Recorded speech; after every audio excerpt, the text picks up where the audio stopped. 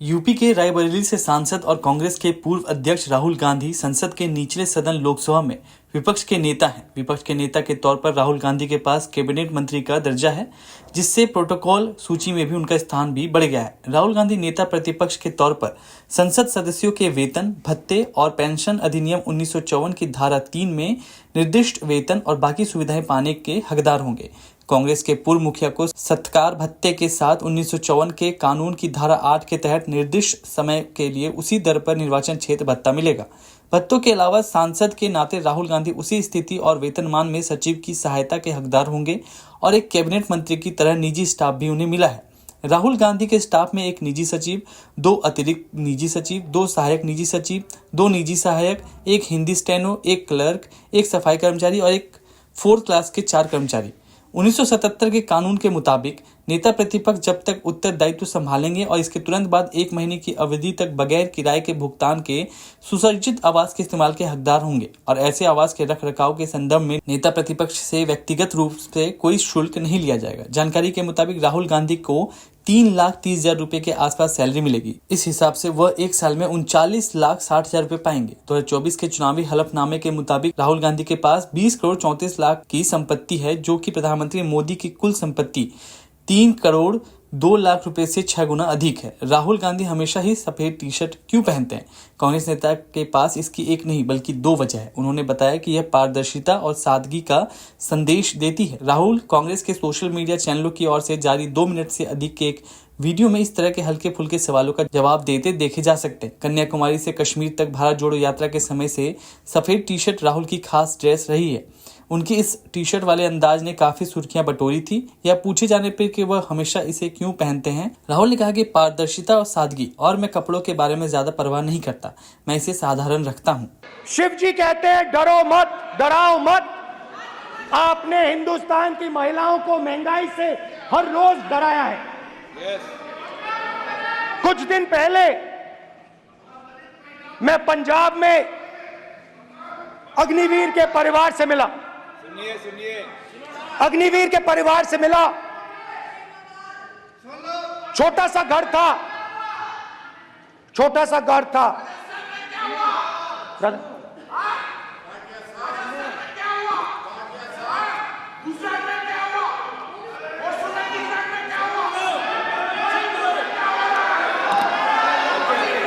ठीक है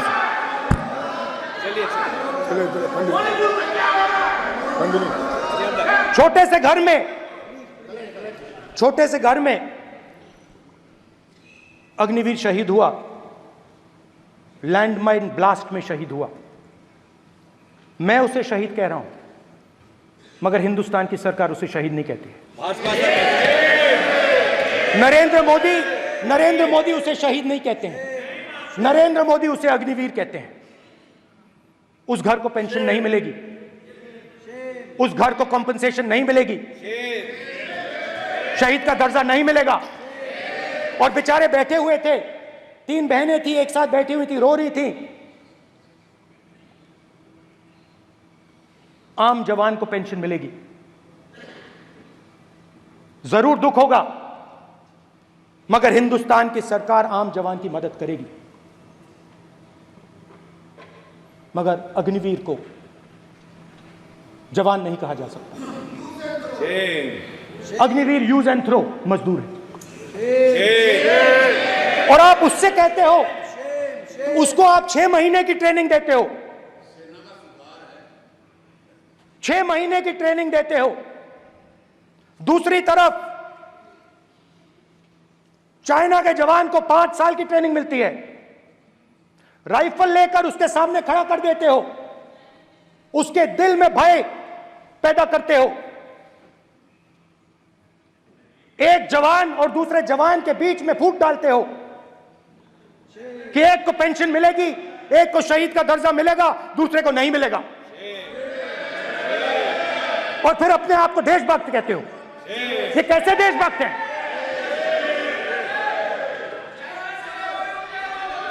film star जैसी फोटो थी उस लड़के की, फिल्म स्टार, बॉलीवुड स्टार की फोटो थी। मैं सोच रहा था, देखो इस युवा ने जान दी स्पीकर सर, अध्यक्ष महोदय, अध्यक्ष महोदय, एक आदमी सब पर भारी। अध्यक्ष महोदय, मैं नेता प्रतिपक्ष से अनुरोध करना चाहूंगा, गलत बयानी करके सदन को गुमराह करने नहीं की सर, कोशिश गलत नहीं है सर, गलत नहीं है स्पष्ट सर, कर देना चाहता हूं कि गलत युद्ध नहीं है के सर। दौरान अथवा सीमाओं की सुरक्षा के दौरान यदि हमारा कोई अग्निवीर का जवान शहीद होता है तो उसके 1 करोड़ रुपए की धनराशि सहायता के रूप में उसके परिवार को मुहैया कराई जाती है। इस प्रकार की गलत बयानी से सभी को गुमराह करने की कोशिश नहीं की जानी चाहिए। संसद महोदय, अध्यक्ष। स्पीकर सर, स्पीकर सर देखिए, स्पीकर सर देखिए, राजनाथ सिंह जी की एक राय है, मेरी एक राय है। सच्चाई अग्निवीरों को मालूम है, हमें बोलने की जरूरत नहीं है। अग्निवीर को किस चीज का सामना करना पड़ता है, शहीद का दर्जा मिलता है या नहीं मिलता है, कॉम्पनसेशन मिलता है नहीं मिलता है, पेंशन मिलती है नहीं मिलती है, वो उसको मालूम है। पॉइंट ऑफ ऑर्डर है मान्यवर।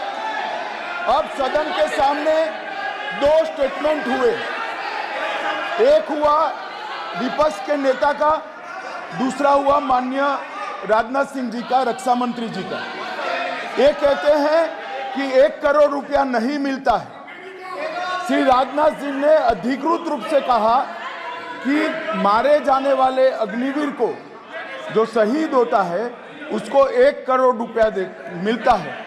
उनको फैक्चुअल पोजीशन सदन पर रखनी चाहिए मान्यवर। ये सदन झूठ बोलने की जगह नहीं है मान्यवर, यहाँ सच बोलना चाहिए।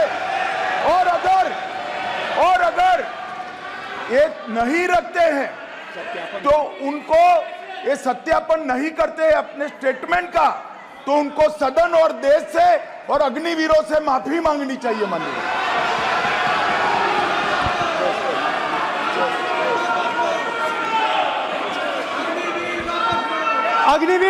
अग्निवीर की सच्चाई मैंने फ्लोर ऑफ द हाउस पे रखी है,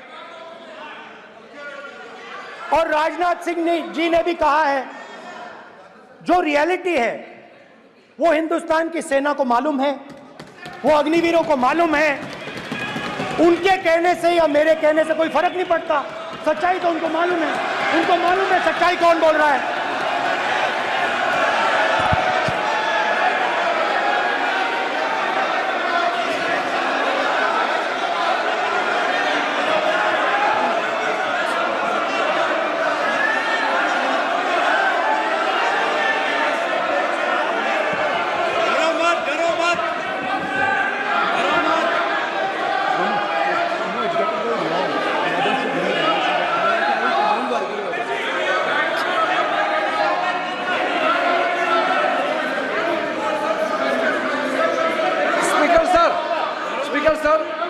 अभी डरो मत, मेरा छोटा सा अनुरोध है, क्योंकि सर ये विषय गंभीर है और अभी माननीय गृह मंत्री जी ने जो बात रखे हैं कि 2 स्टेटमेंट जो रक्षा मंत्री जी ने बताया सदन को और माननीय विपक्ष के नेता राहुल गांधी जी ने जो स्टेटमेंट रखा है, इसमें इन्होंने जो कहा है कि रक्षा मंत्री बोलने से क्या फर्क पड़ता है, इतना हल्का फुल्का कैसे स्टेटमेंट दे सकता है लीडर ऑफ ऑपोजिशन।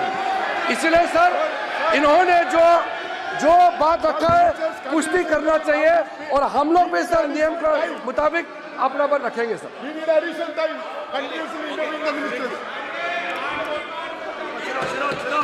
और स्पीकर सर, और स्पीकर सर, देश की सेना जानती है, पूरा देश जानता है कि अग्निवीर स्कीम सेना का स्कीम नहीं है, पीएमओ का स्कीम है। और पूरी सेना जानती है कि स्कीम प्राइम मिनिस्टर का ब्रेन चाइल्ड था, स्कीम सेना का ब्रेन चाइल्ड नहीं था। जैसे नोटबंदी की गई वैसे ही आर्बिट्री तरीके से। अध्यक्ष महोदय,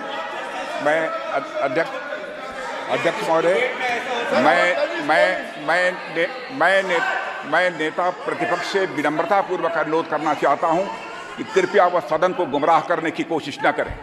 अग्निवीर योजना के संबंध में बहुत सारे लोगों से 158 ऑर्गेनाइजेशन के साथ सीधा संवाद स्थापित हुआ है, उनके सुझाव लिए गए हैं, तब यह अग्निवीर योजना लाई गई है और बहुत सोच समझकर यह योजना लाई गई है। और मैं यह भी स्पष्ट कर देना चाहता हूं, इस प्रकार की योजनाएं दुनिया के कई देशों में है, यूएस में है, यूके में है, वहां पर किसी को कोई किसी प्रकार की आपत्ति नहीं है। अब बिना अग्निवीर योजना के बारे में समझे, बिना उस संबंध में कोई पूरी जानकारी हासिल किए इस तरीके से सदन को गुमराह करना, इसे कदापि उचित नहीं ठहराया जा सकता। महोदय, मैं तो आपसे ये अनुरोध करूंगा, इसे सदन की कार्रवाई से बाहर निकाला जाना चाहिए। आपको देखिए, सिंपल सी बात है स्पीकर सर, इनको अग्निवीर अच्छा लगता है, आप उसको रखिए, हम उसको बदल देंगे, हटा देंगे। सिंपल सी बात है, हमारी सरकार आएगी, अग्निवीर को हम हटा देंगे, क्योंकि हम सोचते हैं कि अग्निवीर सेना के खिलाफ है, जवानों के खिलाफ है, देशभक्तों के खिलाफ स्कीम है। हम इस स्कीम को नहीं चाहते। और आप हमसे जुड़े रहने के लिए सब्सक्राइब करें YouTube पर, फॉलो करें Twitter पर और लाइक करें Facebook पर। और ज्यादा जानकारी के लिए आपको टाइप करना होगा सिर्फ न्यूज़ नशा।